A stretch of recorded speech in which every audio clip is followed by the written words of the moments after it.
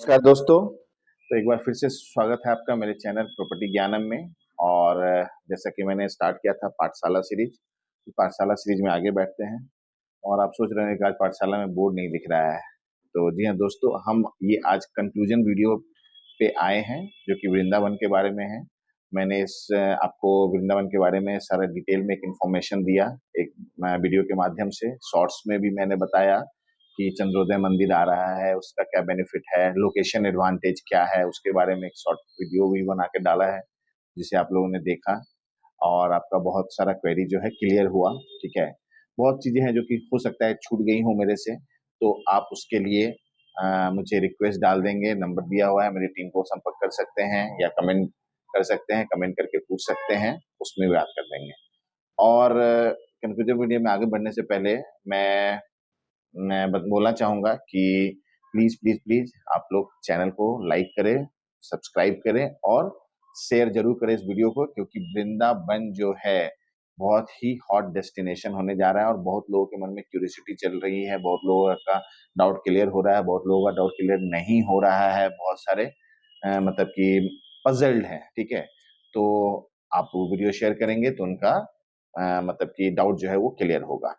तो conclusion video में आते हैं। और जहां तक वृंदावन में इन्वेस्टमेंट की बात है, ये आपका अपना खुद का निर्णय होगा। ठीक है, मैं ये नहीं बोलता हूं कि हाँ आपको वहां पे करना ही चाहिए, लेकिन जो मुझे लगा, और एज अ बायर मुझे अगर कोई इन्वेस्ट करने के लिए बोलेगा तो मैं करूं या नहीं करूं, तो इसका जवाब है कि मैं करूंगा। जी हाँ दोस्तों, अगर मेरे पास में इन्वेस्टमेंट का पैसा है, जो पॉकेट अमाउंट से वहां पे इन्वेस्टमेंट शुरू हो रही है, तो मैं वो करूंगा।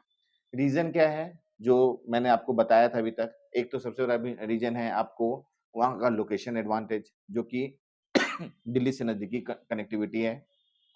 उसके बाद से फिर क्या कहते हैं आपको, कॉरिडोर। जी हाँ दोस्तों, वहां पे जो बांके बिहारी कॉरिडोर बन रहा है, जो कि योगी जी का ड्रीम प्रोजेक्ट है। ठीक है, और वो खुद से मॉनिटर करके सारा सब कुछ करते जा रहे हैं, जमीन एक्वायरमेंट से लेकर के, और मतलब उस कहाँ के डेवलपमेंट को लेकर के सारा सब कुछ कर रहे हैं खुद से। तो एक बहुत बड़ी बात होती है। उसके बाद इन्वेस्टमेंट कहाँ करना चाहिए, एक सवाल उठता है। लोकेशन एडवांटेज हो, वहां पे क्या क्या हैपनिंग हो रही है, उस चीज को ध्यान में रख करके करना चाहिए। और एक सबसे बड़ा हैपनिंग क्या, कि एयरपोर्ट से बहुत नजदीक। जी हाँ दोस्तों, जेवर एयरपोर्ट जो बन रहा है यूपी का, जो कि एशिया का सबसे बड़ा एयरपोर्ट होने वाला है और इंटरनेशनल एयरपोर्ट है, वहां से उसकी दूरी मुश्किल से आपको 50 किलोमीटर के अप्रॉक्स में होगी। ठीक है, वृंदावन कट जो आता है यमुना एक्सप्रेसवे से, वो उतने दूरी पे आपको मिल जाएगा। ठीक है, और बड़े-बड़े शहरों में तो आप सोचेंगे बैंगलोर के रेलवे स्टेशन से बैंगलोर के एयरपोर्ट की दूरी जो होगी करीब-करीब 50-60 किलोमीटर होगी। तो दूरी कोई ज़्यादा नहीं है, 50 अगर 60 किलोमीटर की भी दूरी रहती है तो कोई ज़्यादा नहीं। तो एक एयरपोर्ट सबसे बड़ी बात है। चंद्रोदय मंदिर, जी हाँ दोस्तों, चंद्रोदय मंदिर जो है वो वर्ल्ड का सबसे बड़ा मंदिर बन रहा है। इसको इस्कॉन की संस्था बना रही है, बैंगलोर इस्कॉन की। और ये जो है चंद्रोदय मंदिर, वो इंटरनेशनल ऑर्गेनाइजेशन के द्वारा बनाया जा रहा है। जैसा कि आपको पता है, इस्कॉन जो है एक इंटरनेशनल लेवल पे काम करती है। तो पूरे वर्ल्ड से लोग उसको देखने के लिए आने वाले हैं। जो कृष्ण भक्त हैं वो भी, और जो कृष्ण भक्त नहीं है वो भी। ठीक है, जो घूमने के पर्पज से इंडिया आते हैं, तो मतलब फॉरेन टूरिस्ट का भी बहुत बड़ा जमवाड़ा होने वाला है। ठीक है, तो 3 बातें निकल के आई, एक लोकेशन एडवांटेज, एक एयरपोर्ट हो गया, एक कॉरिडोर हो गया, एक चंद्रोदय मंदिर हो गया।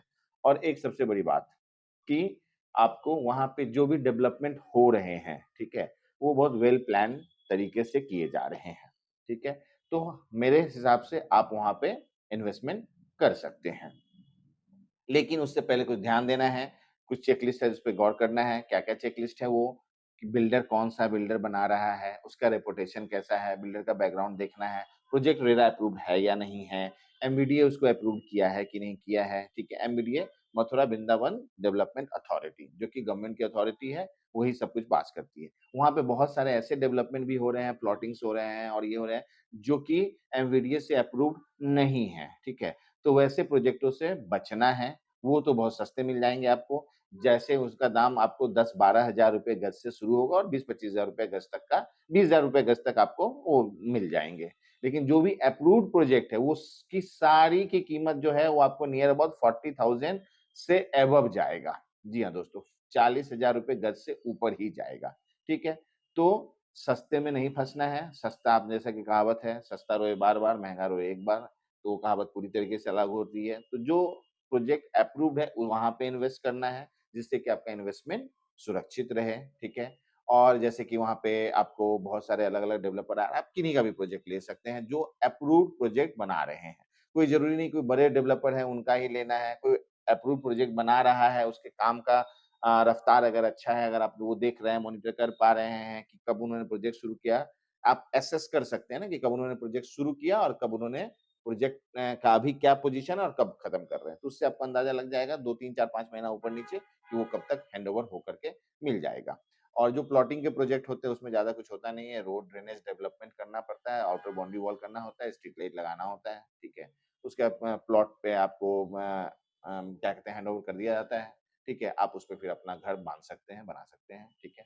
तो इस पॉइंट ऑफ व्यू से भी बहुत अच्छा है। प्लस रिटर्न, रिटर्न की बात है इन्वेस्टमेंट जो है वो रिटर्न पे ही डिपेंड करता है। अगर आप वहाँ लेते हैं तो प्रॉपर्टी के भी रेट बहुत एप्रिशिएट हो रहा है। जैसे कि एयरपोर्ट अभी बना नहीं है, 2028 तक में बन के 29 तक में बन के तैयार होगा। उसी तरह से चंद्रोदय मंदिर अभी बना नहीं है 2028-29 तो ये टाइम ज़्यादा नहीं है। अभी 2026 है, आप 26 से मान लो अभी 26 मिड चल रहा है, 26 के लास्ट-लास्ट तक भी अगर आप इन्वेस्टमेंट कर लेते हो, ठीक है? क्योंकि वहाँ पे रेट प्राइसिंग जो है हर एक 2-3 महीना, 4 महीना पे रिवाइज़ हो रहा है। लेकिन अगर 26 तक में भी आप अच्छे सा ये कर लेते हो इन्वेस्टमेंट कर लेते हो, वहाँ प्रॉपर्टी ले लेते हो, तो मेरा जो हमारा जो टीम से मैंने बात की, जो हमारा रिसर्च रहा, उसके हिसाब से असेसमेंट करने पे आराम से अगर आप ज़्यादा दिन होल्ड करने की ज़रूरत नहीं है, अगर आप फ्लिप ऑफ करने के लिए ले रहे हो प्रॉपर्टी, तो आप आराम से डेढ़ 2 साल में भी आपको एक अच्छा खासा रिटर्न वहाँ से दे देगा, ठीक है? मतलब कि नियर अबाउट फैट 50% से अबव तो रिटर्न दे ही देगा आपको, ठीक है? तो उसके अकॉर्डिंगली आप उसको फ्लिप ऑफ भी कर सकते हैं या होल्ड करने की स्थिति में आप होल्ड करना चाहते हो तो आप होल्ड करना भी बहुत ही अच्छा ऑप्शन है। उसमें प्रॉपर्टी का भी एप्रिसिएशन मिलता है, प्लस आप एक टाइम के बाद में आपको लगेगा कि उस प्रॉपर्टी को हमको क्या कहते हैं इसमें हम घ घर बना करके या कुछ इस टाइप का होम स्टे टाइप का के हिसाब से कंस्ट्रक्शन करके उसको हम रेंट आउट भी कर सकते हैं या फुली फर्निश्ड बना करके रेंट आउट कर सकते हैं। तो वहाँ से रेंटल इनकम भी आपका अच्छा निकल कर के आएगा, जो दूसरे सिटी में आता है उससे कहीं ज़्यादा बढ़ कर के आएगा। तो एक ये बेनिफिट है और सबसे बड़ी बात, मैं हमेशा बोलता हूँ अपने कस्टमर को कि प्रॉपर्टी हमेशा ऐसी लीजिए जी हाँ दोस्तों, प्रॉपर्टी हमेशा ऐसी लीजिए जो आगे 3 से 4 साल के बाद आपको मजबूर कर दे कि इसको बेचूँ या रखूँ। बेचूँ इसलिए कि मैंने ₹2 में खरीदा था, आज मेरे को ₹6 मिल रहा है, इसलिए मन करेगा आपका बेचने का।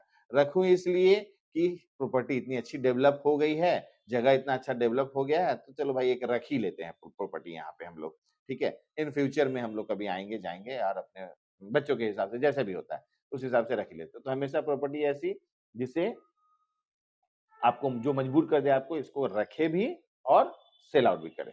तो इस टाइप की प्रॉपर्टी आपको लेनी चाहिए। बाद बाकी वहाँ पे बहुत रेनॉल्ड बिल्डर सारे सब हैं, ठीक है? जो कि वहाँ पे काम कर रहे हैं, तो उन्होंने इतना पैसा लगाया है, सब कुछ किया है, इन्वेस्ट किया है, तो कुछ विज़न के साथ किया है। तो उस विज़न को समझना है। एक एक अच्छा इन्वेस्टर वो होता है जो बंदे यहाँ पे इन्वेस्ट करने के लिए आ रहा है, उनका माइंडसेट को देखता है। जैसे कोई बड़े डेवलपर आ रहे हैं, तो उन्होंने 100, 200, 500 करोड़ रुपया लगाया है, तो कुछ सोच समझ के लगाया होगा, ठीक है? हम तो 10, 20 लाख, 50 लाख रुपया 1 करोड़ के लगाने की बात कर रहे हैं। लेकिन जो 500 करोड़ लगाया है, तो कुछ सोच समझ के लगाया है। तो उसके पास विज़न है कि 500 करोड़ मैं लगाऊँगा, तो आने वाले 5 साल में 5000 करोड़ कमाऊँगा, इसलिए वो लगा रहा है। तो जब वो और वो कैसे 5000 करोड़ बनाएगा? वो हमारे और आपके इन्वेस्ट करने से ही बनाएगा। ठीक है? तो वो इस विज़न के साथ में काम कर रहा है, तो हमें भी उस विज़न को लेकर के चलना है और मुझे लगता है कि वो एक अच्छा सौदा आप लोगों के लिए हो सकता है। करना, ना करना ये टोटली आपके ऊपर डिपेंड करता है। मैं किसी को ना तो मैं किसी को ये प्रोत्साहन दे रहा हूँ कि नहीं आप वहाँ कर ही लीजिए, ठीक है? लेकिन मैंने जो सोचा मैं अगर रहूँगा अपनी जगह पे रह कर के मैं एक बायर की जगह पे देखूँ तो मैं वहाँ पे इन्वेस्टमेंट किसी भी हाल में मैं वहाँ पे करूँगा, ठीक है? और मैंने प्लान भी किया है करने का और मैं भी इस मंथ के सॉरी मंथ इस ईयर के एंड तक वहाँ पे मैं प्लान करना मतलब प्लान जो किया है वो मैं ले लूँगा, ठीक है? तो आगे बढ़ते हैं और कुछ चीज़ें जो हैं उसपे बहुत मतलब कि माइन्यूटली ध्यान देना है बोले देखिए कि पैसा हमें इतना ही वहाँ पे इन्वेस्ट करना है इस हिसाब से, ठीक है? जिससे कि मेरा कोई दूसरा इन्वेस्टमेंट या मेरा मंथली इनकम जो आ रहा है, उसपे कुछ ज़्यादा ये नहीं पड़े, प्रभाव नहीं पड़े। तो इस चीज़ को ध्यान में रख कर करना है। और कुछ चीज़ें हैं जो कि आप जानना चाहते हैं, ठीक है, मैं नहीं बता पाया हूँ, तो आप प्लीज़ कमेंट बॉक्स में कमेंट कीजिए, ठीक है? मैं उसका जवाब दूँगा, ठीक है? लीगल से रिलेटेड कुछ भी आपकी एस्पेक्ट है, तो आप जैसा कि मैं पहले बोलता हूँ, फ्री ऑफ कॉस्ट हमारी टीम लीगल आपको जानकारी देगी, उसका पूरा सारा सब कुछ रिपोर्ट निकाल करके सब कुछ करके देगी। अगर गवर्नमेंट में कुछ चार्जेज़ आपको पार्टिकुलरली हार्ड कॉपी चाहिए होगा, तो पार्टिकुलरली वो निकालना होगा अगर, तो उसके लिए जो पे करना होता है गवर्नमेंट को, वो पे करके आप वो सारा डॉक्यूमेंटेशन निकलवा सकते हैं, कर सकते हैं, ठीक है?